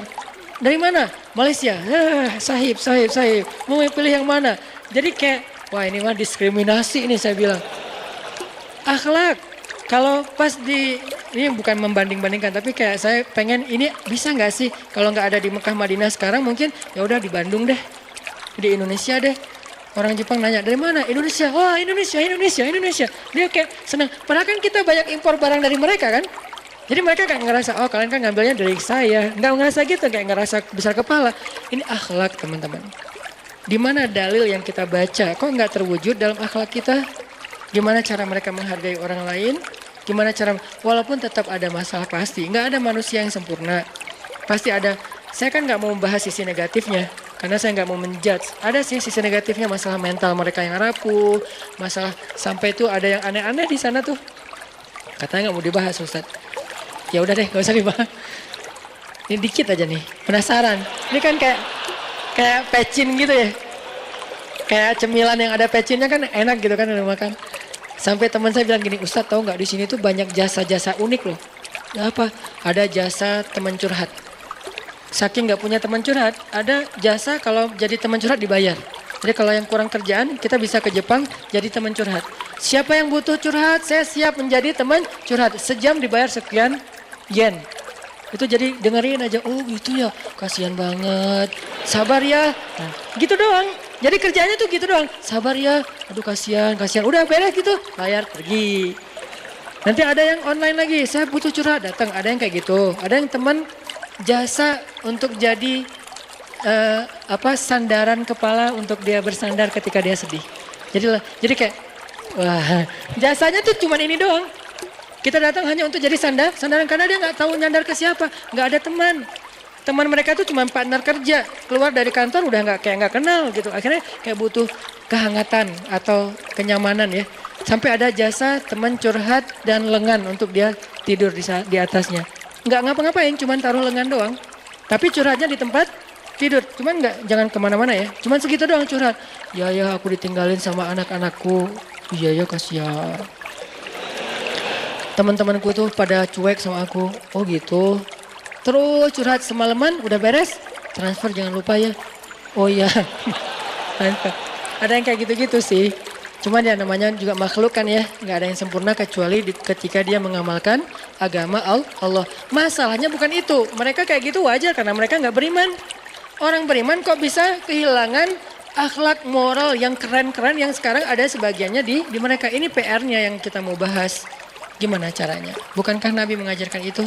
Sampai Nabi mengatakan, kalau ada orang yang berbuat baik kepadamu, katakanlah jazakumullahu khaira jaza atau ahsanal jaza khairan katsira. Bebas deh, yang penting khairan. Jangan su'an, jangan sayyi'ah, jangan khairan. Khairan itu banyak.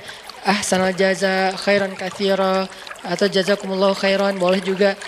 Semoga Allah membalasmu dengan kebaikan yang lebih banyak. Itu artinya kita udah menghargai orang lain. Dan dengan ekspresi yang bukan jazakumullahu khair. Enggak gitu sih. Jazakumullahu khair. Ekspresi itu Nabi banget loh. Karena Nabi itu orangnya ekspresif. Ekspresi Nabi itu selalu menyenangkan orang yang di sebelahnya. Dan Nabi itu orang yang sangat menghargai orang lain. Makanya teman-teman, akhlak. Akhlak ini jadi jadi displaynya Islam. Kalau kita pengen memperkenalkan Islam kepada orang lain yang belum beriman, bukan dengan dalil dulu, tapi dengan akhlak. Baru setelah akhlak, nanti kita fahamkan dia tentang ayat-ayat Allah, tentang hadis-hadis Rasulullah. Mudah-mudahan dia nggak akan menjebak kita dengan kalimat, katanya lo paling Islam kok nggak ada akhlaknya. Nah ini kan jadi bumerang ya buat kita ya, umat Islam. Terutama di Bandung, di Indonesia, kita anak muda. Yuk kita coba praktekin akhlak-akhlak Nabi. Termasuk kayak, nih ya, saya pengen baca beberapa kisah yang saya catat tentang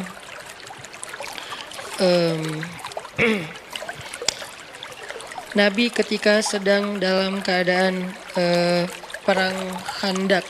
Perang Khandak itu cerita yang paling fenomenal itu kan pas lagi menggali parit kan. Nabi lagi gali parit Khandak dengan para sahabat. Nabi itu ikut turun juga gali parit dengan para sahabat sampai beliau angkat-angkat tanah kayak gitu. Seluruh tubuh beliau itu kotor bukan kotor sih, berlumur tanah gitu karena tanah nggak kotor. Jangan bilang, di pakaian kita ada tanah jadi nggak bisa dipakai sholat. Enggak, tanah itu nggak kotor. Tanah itu alat bersuci kedua setelah air kan. Jadi tanah itu nggak disebut sebagai kotoran. Kotoran itu yang terlihat dan tercium bahwa itu memang kotoran. Kalau nggak terlihat, nggak tercium, dianggap tidak ada secara fikih.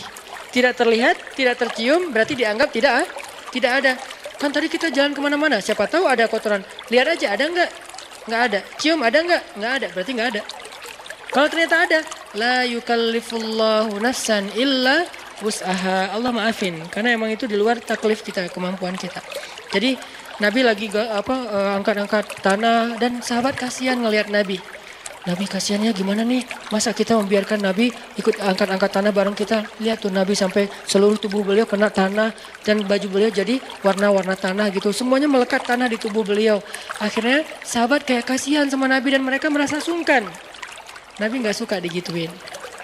Nabi nggak mau orang lain ngerasa nggak nyaman. Sehingga akhirnya ngelihat wajah-wajah sahabat yang kayak nggak enakan sama Nabi. Akhirnya Nabi menyampaikan sebuah syair. Dan syair ini didendangkan oleh Nabi. Memang sih nggak pakai alat musik, tapi dan bab musiknya ada fikih tersendiri. Dan saya menganut mazhab musik itu tidak haram. Kecuali ada yang melanggar syariat, liriknya, performnya, alirannya. Tapi kalau secara umum kenapa? Al aslu fil asya ibahah. Dasarnya segala sesuatu selain ibadah itu boleh kecuali ada sesuatu yang melanggar syariat. Tapi kita nggak bahas bab itu. Nabi bersenandung. Apa senandungnya? Senandungnya bahwa ini nggak apa-apa, ini nggak apa-apa. Ini kalau saya bacakan saya nggak hafal juga syairnya, baru dengar tadi. Nabi bersenandung gini. Laulallahu mahtadaina wala tasaddaqna wa sallaina fa'anzalanna sakinatan alaina wa thabbitil aqdama in laqina inna idza qaumun baghaw alaina wa in aradu fitnatan abaina. Kalimat yang penting di sini menurut saya abaina. Abai itu dari bahasa Arab jadi bahasa Indonesia. Mengabaikan. Abaikan itu bahasa Arab jadi bahasa Indonesia. Kata Nabi, inna idza qaumun baghaw alaina wa in aradu fitnatan abaina kata Nabi. Kita adalah kaum di sini artinya kaum muslimin.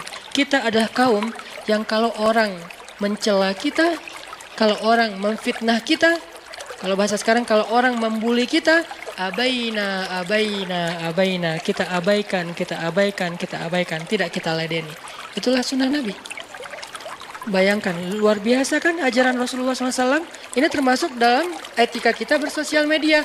Kalau orang head speech buat kita, kalau orang ngebully kita, kalau orang nge-hate kita di dalam sosial media, abaina. Kita abaikan. Nggak boleh diladeni. Ini Nabi bacakan ketika para sahabat merasa nggak nyaman. Nabi ikut angkat-angkat tanah bersama mereka. Lalu Nabi bersyair. Kalau kita terjemahin satu persatu kata Nabi, laulallahu mahtadaina. Kalau bukan karena Allah kita nggak dapat petunjuk. Wala tasaddaqna wasallaina. Kita nggak akan ngerti cara untuk bersedekah dan sholat. Fa'anzalanna sakinatan alaina. Lalu Allah turunkan kepada kita ketenangan. Wasabbatil aqdam in laqina. Allah kuatkan langkah kita ketika kita menemukan musuh. Inna. Sungguh kita adalah kaum idza qaumun baghaw alaina. Kita adalah kaum yang jika ada orang yang berbuat jahat kepada kita, baghaw itu kayak nge-hate kita, wa in aradu fitnatan, dan memfitnah kita, abaina kata Nabi. Tapi enggak ada riwayat seperti apa senandung Nabi, sehingga saya tidak bisa mencontohkan senandung iramanya. Beda dengan pas bangun Masjid Nabawi, ada juga senandung Nabi. Kata ini sahabat yang pertama, mereka bilang gini, la isya illa isyal akhirah, Allahumma arham ansara wal muhajirah, la in qa'adna wa nabiyyu ya'malu, fadhaka minnal amalul mudallalu, la isya illa isyal akhirah, Allahumma arham ansara wal muhajirah. Diikuti rame-rame. Kebayang ya? Ini acara mereka lagi bangun masjid tapi sambil bersenandung supaya nggak boring. Kan kata Ali bin Abi Thalib, rawihul qulub, senangkan hati kalian. Supaya apa? Karena hati itu kadang juga bisa bosan, sebagaimana tubuh juga bisa capek. Maka rawihul qulub. Akhirnya Ali juga sambil ngangkat-ngangkat, sambil nyemen gitu, dia ngecor. La in qa'adna wa nabiyyu ya'malu, fadhaka minnal amalul mudallalu. Mereka saling, yang ujung sana, la in qa'adna wa nabiyyu ya'malu. Coba nanti para penyair, para komposer lagu bikin ini jadi salah satu lagu favorit anak muda. Karena ini adalah lagu yang dibaca oleh mereka.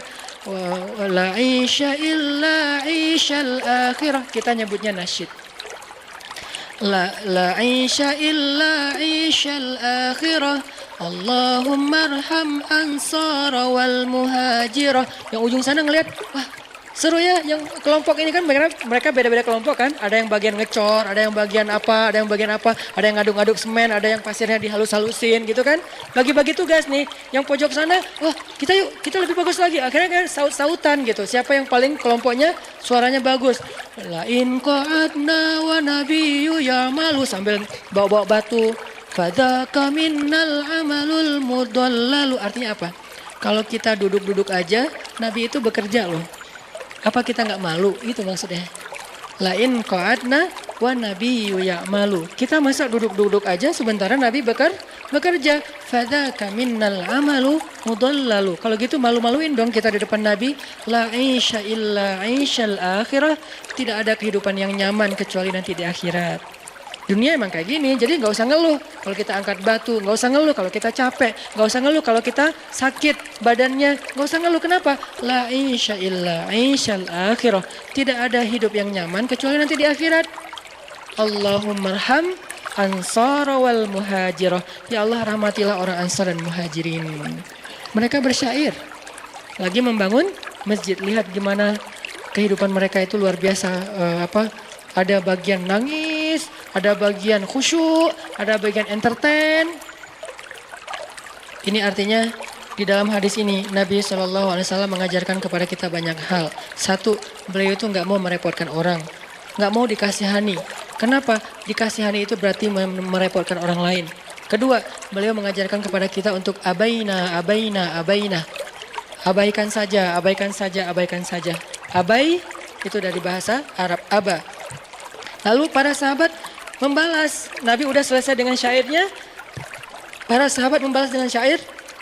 Nahnul ladzina bay'u Muhammada alal jihadi ma baqina abada. Diulang sama yang lain jadi syair yang disenandungkan. Cuman karena nggak ada riwayatnya saya nggak bisa mensenandungkannya. Nanti tinggal bebaslah senandungnya pakai irama opik kah, maherzen kah, irapa kah, bebas. Yang penting kalimatnya nahnul ladzi bay'u Muhammada.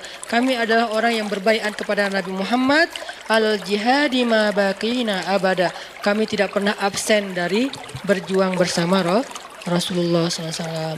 Jadi kayak saling menguatkan. Nabi bilang kita adalah kaum yang Allah beri petunjuk. Kita tidak peduli dengan omongan orang lain. Ayo kita bekerja. Kata para sahabat, kita sudah berbaiat kepada Nabi. Kita tidak akan pernah diam. Kita akan ikut Nabi. Jadi semangat.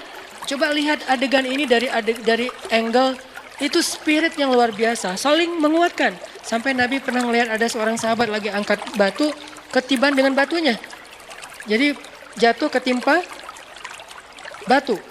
Jadi dia angkat batu gitu, karena nggak kuat, jatuh, terus batunya menimpa dia, terus dia kayak berat gitu. Sahabat-sahabat yang lain mengatakan dengan syair-syair mereka, ayo bangkit, yang engkau bawa itu adalah dosa-dosa, Pas dia tahu ini dosa, dia angkat sama dia. Kenapa? Dia dikuatkan sama yang lain. Kalau dia mampu memikul itu di dunia, nanti dia tidak akan memikul lagi dosa di akhirat. Ini kan lewat syair, tidak melulu lewat ceramah. Bahkan lewat syair-syair yang disenandungkan, mereka memberi semangat, mereka memberi nasihat, mereka menguatkan motivasi kepada yang lain. Berarti ada tuh nasyid di zaman sahabat. Soal alat musiknya, ini perbedaan fikih. Yang jelas secara umum, ghina, nasyid, ada. Yang dimaksud dengan ghina yang nggak boleh itu adalah yang tadi secara performnya. Cewek yang mungkin di depan cowok, kemudian suaranya jangankan nyanyi ya, ngomong dilembut-lembutin kan nggak boleh kan? Angkat telepon, halo, oh iya, kayak orang baru bangun tidur gitu nggak boleh. Biasa aja, halo, oh ya, oh iya, nggak gitu-gitu juga sih. Kadang ada juga suara cewek itu nggak dilembut-lembutin juga udah, aduh astagfirullahaladzim, gimana nih? Di loudspeaker, akhirnya pas di loudspeaker, astagfirullahaladzim, rame-rame astagfirullah gitu kan ya. Kenapa? Suaranya emang keren sih. Mungkin dia bekas penyiar kali. Nah, suara penyiar kan bagus ya. Atau dia seorang vokalis juga mungkin emang suaranya bagus. Ya sewajarnya aja. Semampu kita jangan sampai udah suara bagus dilembut-lembutin lagi tuh. Nggak boleh kan? Makanya Allah mengatakan di Al-Quran itu, janganlah kalian melembut-lembutkan suara kalian ketika kalian berbicara. Kenapa? Takutnya nanti ada orang yang hatinya itu nggak siap. Nggak semua cowok itu, gue biasa aja. Yang lain nggak gitu. Ada yang kita biasa aja, ada yang teman kita udah luar biasa. Diam-diam dia kayak nggak bisa tidur gitu. Bagus banget ya suaranya ya, gitu kan. Ada nggak sih yang kayak gitu? Ada. Kita pernah nggak sih kayak gitu? Pernah. Jujur aja. Pernah nggak kita kayak gitu? Pernah. Dan saya juga pernah. Sengaja Ustadz. Hampir. Maksud hampir sengaja, nggak sengaja nelfon. Aduh astagfirullah. Udahan ya. Assalamualaikum. Waalaikumsalam. Kenapa Ustadz? Suaranya keren. Ada yang kayak gitu ada. Ya, makanya Ya kalau nggak berlebihan, bukan cewek, terus juga performnya nggak berlebihan juga, musiknya nggak berlebihan, artinya yang heboh banget. Ini sebagian ulama masih membolehkan, tapi sebagian ulama mengatakan tidak. Allahu a'lam, dua-duanya pakai hadis. Yang nggak membolehkan hadis Bukhari, yang membolehkan hadis Bukhari Muslim. Mana yang mau dipilih? Dua-duanya hadis sahih. Walaupun menurut masing-masing pendapat, yang ini ada cacatnya riwayat, yang ini juga ada cacatnya riwayat. Kata pendapat pertama, yang itu Bukhari Muslim cacat riwayatnya. Yang Bukhari Muslim, yang Bukhari itu ada satu periwayat yang dia sebetulnya diragukan kesikohannya. Ini nih perdebatan fikih dan perdebatan hadis. Kita nggak usah ikut-ikutan, tinggal pilih saja. Yang mengatakan ini hadis Bukhari nanti akan ada di satu masa menghalalkan musik dan segala macam zina, khamar, musik. Ini hadis Bukhari. Kata ulama ini, di situ ada yang cacat periwayatnya. Allahu alam. Saya respect sama yang mengambil pendapat itu. Tapi yang ini Bukhari Muslim. Di mana nyanyinya? Di rumah Nabi, di sebelah masjid bersama Aisyah. Ketika Abu Bakar datang ke rumah Aisyah, Abu Bakar melihat di situ ada dua orang anak kecil perempuan temannya Aisyah sedang bernyanyi dengan alat musik. Kemudian di sebelahnya Nabi Nabi berbaring dan menutup kepalanya dengan kain, istirahat di sebelah Aisyah. Lalu Abu Bakar mengatakan, amizmarus syayatin fi baitin Nabi. Kenapa ada seruling setan di rumah Nabi? Kata Abu Bakar. Kenapa? Abu Bakar menganggap ini salah. Amizmarus syaitan fi baitin Nabi. Kenapa ada seruling setan di rumah Nabi? Ayo bubar, kata Abu Bakar. Nabi membuka tutup mukanya, mengatakan, da'hunna ya Abu Bakar. Biarkan mereka Abu Bakar. Hari ini hari raya kabilah mereka. Hadis Bukhari Muslim. Terus gimana ini? Gak ada gimana-gimananya. Fikih mah gampang. Tinggal pilih mana yang kita yakin dan respect kepada apa yang kita tidak yakin. Beres kan? Gak perlu saling menjatuhkan, gak perlu saling menuduh. Cukup kita pilih mana yang kita yakin. Saya aman-aman aja deh, gak bermusik sama sekali. Oke, saya respect. Yang memilih bermusik bukan karena dia gak memilih aman. Dia memilih kenapa? Ini kalau ini boleh, siapa tahu ini bermanfaat untuk jalan dakwah. Kita juga respect. Masing-masing punya alasan kan? Nah ini aman nih kalau kayak gini. Tapi kalau sama-sama merasa paling benar, kemudian menjudge yang lain neraka, dan Nabi mah gak gitu. Terus gimana kita mengikuti sunnah? Ini akhlak. Abaina. Kita abaikan dalam perdebatan. Kita jelaskan secara baik-baik. Kemudian nanti ada kisah lagi yang terakhir. Nabi dalam sebuah perjalanan jihad. Kalau bahasa kita mungkin kayak touring lah. Kalau anak muda itu touring. Lagi touring motornya kurang. Yang pengen ikut touring banyak. Tapi motornya sedikit. Yang pengen ikut jihad 1000. Motornya 300. Kudanya 300. Ontanya 300, yang mau ikut 1000. Gimana? Kata Nabi, satu onta dipakai untuk 3 orang. Caranya gantian. 1 orang naik, 2 orang jalan. Nanti gantian setelah beberapa ratus meter atau 1 kilometer gantian. Jadi ganti-gantian naiknya. Nah kata Nabi, aku bersama Ali dan Abu Lubabah bertiga. Nabi, Ali, Abu Lubabah. 3 orang ini. Abu Lubabah nanti juga ada kisahnya yang minta sedekah tapi nggak dikasih kan. Banyaklah kisah sahabat. Nabi, Ali, Abu Lubabah. Yang paling lemah di antara mereka, Abu Lubabah sih sebetulnya. Kalau Nabi dan Ali kan kuat ya, Abu Lubabah. Nah, jalan Nabi bertiga. Abu Lubabah naik pertama. Nabi jalan. Ketika Nabi berjalan, Abu Lubabah sama Ali saling pandang-pandangan. Kata Ali, maksudnya turun. Masa Rasul jalan, kamu di atas? Abu Lubabah, turun. Terus mereka jalan, kata Rasul, kenapa kok turun? Ya Rasulullah, kami nggak enak naik kendaraan sementara engkau berjalan kaki. Apa jawaban Nabi? Ma antuma aqwa minni ala sair, wa ma ana aghna minkuma anil ajr. Kalian itu nggak lebih kuat daripada saya dalam berjalan, dan saya juga sama membutuhkan pahala sama dengan kalian. Ini cara Nabi menghargai. Jadi kita sama-sama butuh pahala. Emang kalian doang yang pengen pahala? Saya juga pengen pahala. Nabi ngomong kayak gitu. Padahal pahala Nabi kurang apa coba? Tapi Nabi masih mengatakan, saya juga butuh pahala sama dengan kamu. Dan kamu juga belum tentu lebih kuat daripada saya dalam berjalan. Jadi kita sama aja udah santai, giliran. Akhirnya Abu Lubabah duduk nggak nyaman gitu. Nggak enak, Rasulullah jalan. Tapi ya gimana ya, saya turun ntar dimarahin. Udah deh jalan. Terus pas Abu Lubabah turun, Ali. Rasulullah duluan. Ali naik. Rasulullah. Akhirnya Ali naik. Giliran Rasulullah naik, Abu Lubabah sama Ali nih, mereka saling menghargai ya. Abu Lubabah sama Ali pura-pura lupa. Biar aja Nabi yang lama gitu, udah sampai batasnya nggak diingatin. Nabi ingat sendiri coba. Bukan, oh maaf ya lupa soalnya, nggak gitu Nabi mah. Jadi kalau udah per 1 kilo, giliran Nabi udah 1 kilo kurang lebih, Nabi langsung turun. Kata Ali, belum ya Rasulullah, baru juga sebentar. Udah kata Rasulullah. Abu Lubabah belum kan? Belum ya Rasulullah, kami juga menghitung. Belum, kayaknya baru sebentar Nabi. Udah kata Nabi, kalian nggak lebih kuat dari aku. Dan aku juga butuh pahala sama dengan kalian. Ini akhlak. Gimana kita dengan teman kita? Ini namanya yunfikuna fis sarra'i wad dharra. Sama-sama butuh tapi saling, kita sama-sama butuh pengen cepat tapi saling mendahulukan. Mangga duluan. Akhirnya di perempatan jalan orang lain duluan. Ada yang mau nyebrang, sama-sama butuh pengen cepat sampai ke rumah, dia duluan. Ini namanya yu'thirun, ithar. Bisa nggak kita kayak gitu? Jadi teman-teman, kesimpulannya adalah satu, semoga Allah Subhanahu Wa Taala menjaga hati kita dalam kesikohan, karena tanpa iman hidup kita itu rapuh banget. Tanpa iman, jangankan dikasih ujian, dikasih nikmat aja kita labil, apalagi dikasih ujian. Kedua, yuk kita belajar akhlak Nabi Shallallahu Alaihi Wasallam. Jangan hanya kita memahami hadis-hadis beliau, tetapi kita juga memahami akhlak beliau, hal-hal yang detail. Walaupun itu menurut kita sepele, tapi Nabi mengatakan la tahqiranna minal ma'rufi syai'a walau antalqa akhaka bi wajhin thalik. Janganlah kalian meremehkan kebaikan walaupun sekecil apapun, walaupun sekedar tersenyum ke wajah saudaramu yang kamu temui. Senyum aja jangan diremehin.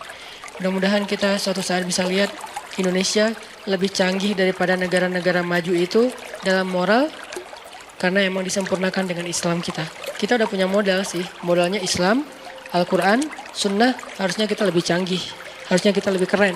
Cuman kalau belum, berarti kita harus belajar lebih besar, lebih banyak lagi, lebih dalam lagi tentang Islam kita. Barakallahu fikum. Allahumma inna nas'aluka ridhaka wal jannah wa na'udzubika min sakhatika wan nar. Allahumma a'inna ala dzikrika wa syukrika wa husni ibadatik. Allahumma habbib ilaina al-iman wa zayyinhu fi qulubina wa karrih ilaina al-kufra wal fusuqa wal isyan waj'alna minar rasyidin. Allahumma inna nas'aluka huda wat tuqa wal afafa wal ghina.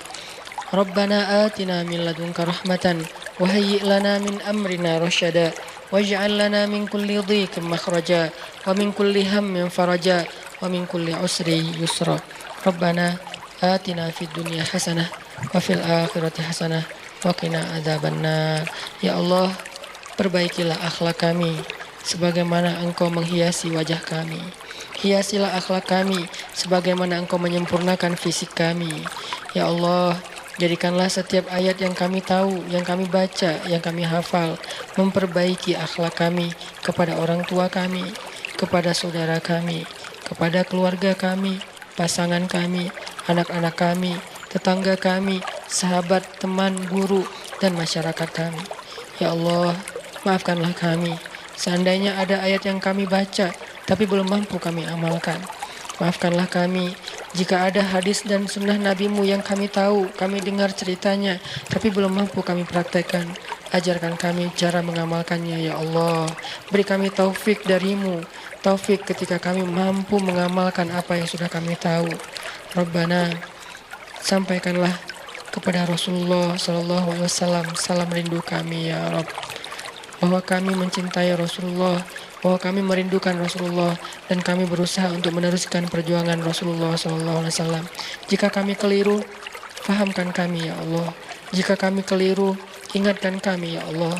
Jika kami keliru, luruskan kami, ya Allah. Jika kami melenceng, kembalikan kami ke jalan-Mu, ya Allah. Tidaklah kami keliru dan melenceng dalam usaha dakwah kami, kecuali karena kebodohan kami. Bukan karena kami ingin menghancurkan agama-Mu, ingin menghalangi dakwah Nabi-Mu, ingin merusak umat Nabi-Mu, tapi karena kebodohan kami, karena keterbatasan ilmu kami. Maka ingatkan kami dengan cara-Mu yang bijak, luruskan kami ke jalan-Mu yang lurus, dan kembalikan kami di atas syariat-Mu yang sempurna. Rabbana, beri kami hasanah di dunia, beri kami hasanah di akhirat, dan jagalah kami, peliharalah kami dari api neraka. Subhanakallahumma wa bihamdika, asyhadu an la ilaha illa anta, Astaghfiruka wa atubu ilaik. Terima kasih buat teman-teman semuanya. Barakallahu fiikum. Assalamualaikum warahmatullahi wabarakatuh.